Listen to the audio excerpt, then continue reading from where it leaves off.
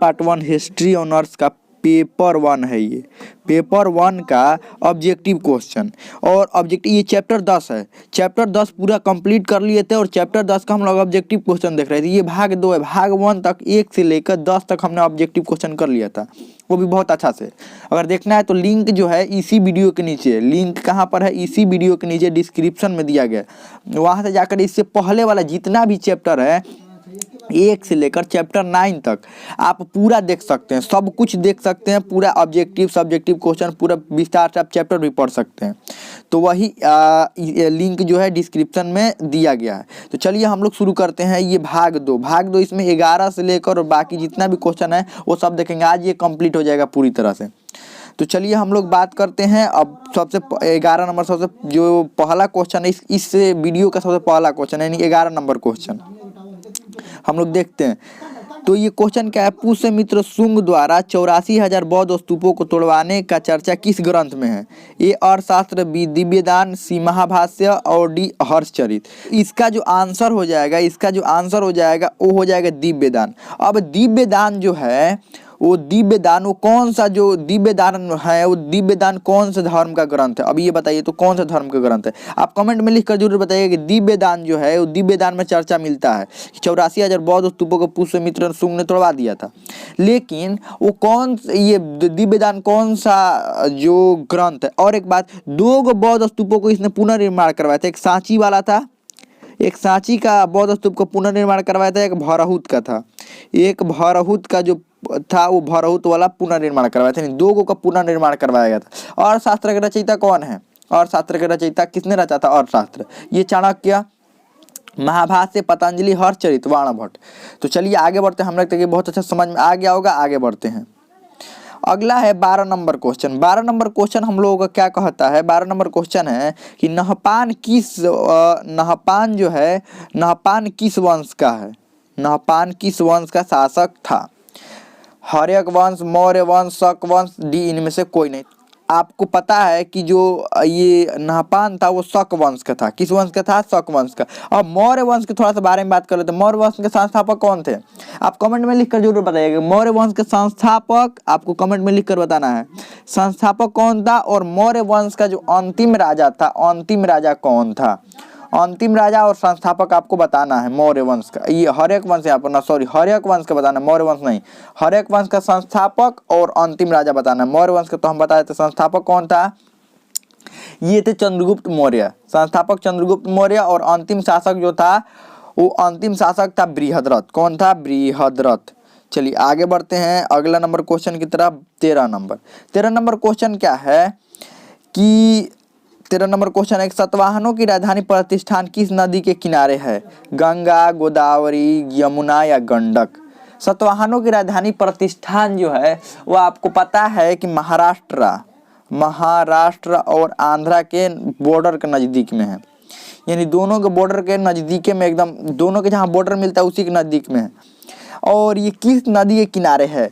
तो ये है गोदावरी नदी के किनारे। किस नदी के किनारे है? गोदावरी नदी के किनारे। चलिए आगे बढ़ते हैं।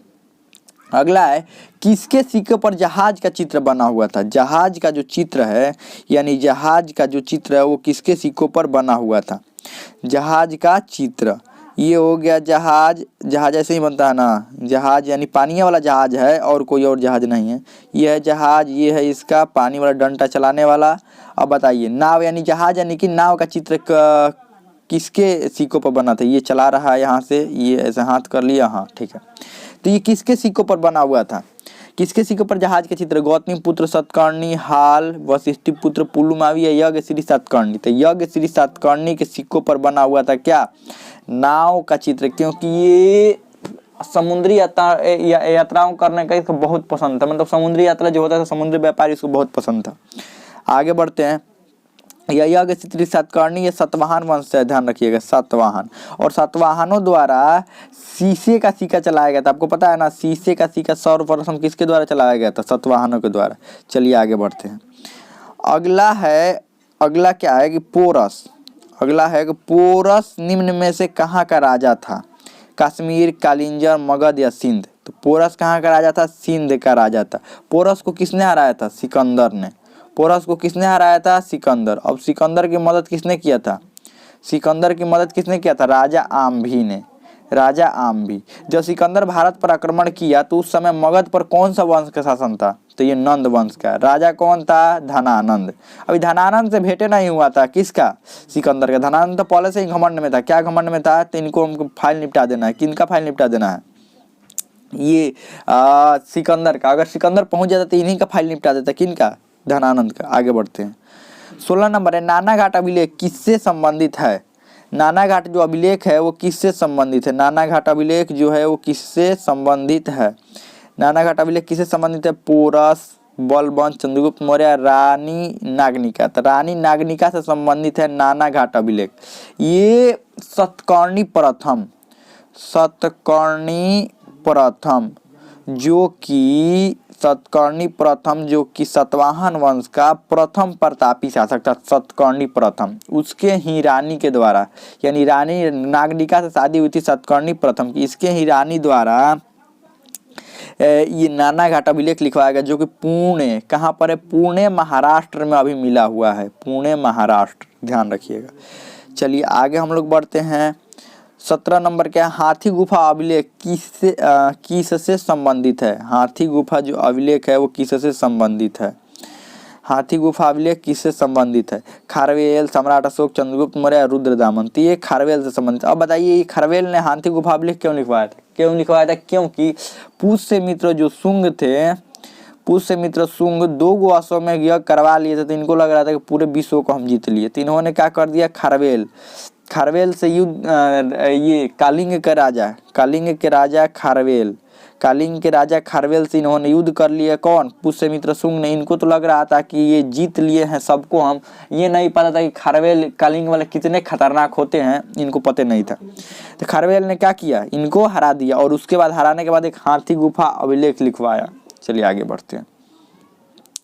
अगला क्वेश्चन क्या है? सातवाहनों की भाषा कौन सी थी? सातवाहनों की जो भाषा है वो सातवाहनों की भाषा कौन सी थी? तो हिंदी, संस्कृत, पाली या प्राकृत? तो ये प्राकृत थी सातवाहनों की भाषा, और लिपि ब्राह्मणी लिपि थी। ध्यान रखिएगा, लिपि कौन सी थी? ब्राह्मणी। और सातवाहनों की भाषा पाली थी। सातवाहन, ये जो पुष्यमित्र शुंग था ये किस धर्म को मानता था? पुष्यमित्र शुंग ये ब्राह्मण को मानता। ये ब्राह्मण खुद क्या था? ब्राह्मण था। और सख्त विरोधी था किसका? बौद्ध धर्म का। आगे बढ़ते हैं। शकों की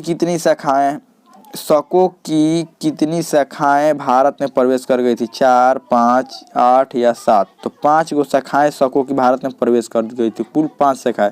नहपान का जो नाम आता है ये भी शक ही साम्राज्य का था, और एक रुद्रदामन का जो नाम आता है रुद्रदामन, ये भी शक साम्राज्य का ही था। आगे बढ़ते हैं। अगला है, हाथी गुफा अभिलेख किससे संबंधित है? ये 2 बार क्वेश्चन आ गया क्या? हाथी गुफा अभिलेख किससे संबंधित है? अच्छा 2 बार क्वेश्चन आ गया क्या? देख लेते हैं। हाथी गुफा अभिलेख किससे संबंधित है? 2 बार क्वेश्चन आ गया। चलिए कोई बात नहीं। हाथी गुफा अभिलेख किससे संबंधित है? तो ये आपको पता ही है, हाथी गुफा अभिलेख किससे संबंधित है? ये संबंधित जो है हाथी गुफा अभिलेख है, ये है खारवेल से संबंधित। किससे संबंधित है? खारवेल से। तो ये हम लोगों का हो गया खत्म। ये हम लोग का क्या हो गया? खत्म हो गया। तो हमें लगता है कि बहुत अच्छा समझ में ये सब आ गया होगा। ये पूरी तरह से कंप्लीट हो गया। ये पूरा तरह से क्या हो गया? चैप्टर हो गया कंप्लीट हो गया चैप्टर। और इसका लॉन्ग क्वेश्चन हम देखेंगे। अगर लॉन्ग क्वेश्चन होगा तो करवाया जाएगा। हमें लगता है शायद लॉन्ग क्वेश्चन है नहीं। अगर होगा तो हम करवाएंगे लॉन्ग क्वेश्चन। हम लगता है बहुत अच्छा समझ में आ गया होगा। इसमें आपको कोई भी डाउट हो, कोई भी क्वेश्चन हो तो आप कमेंट में पूछ सकते हैं।